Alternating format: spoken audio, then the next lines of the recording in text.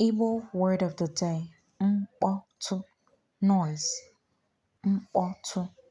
Let's use it in a conversation. Onye na-eme mkpọtụ? Onye na-eme mkpọtụ? Who is making noise? Onye na-eme mkpọtụ? Ọ bụrụ gị na-eme mkpọtụ a, biko kwụsị ya.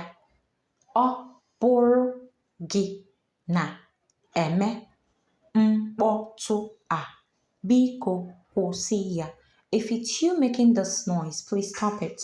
Ọ bụrụ gị na-eme mkpọtụ a, biko kwụsị ya. Maka na mkpọtụ amasịghị m.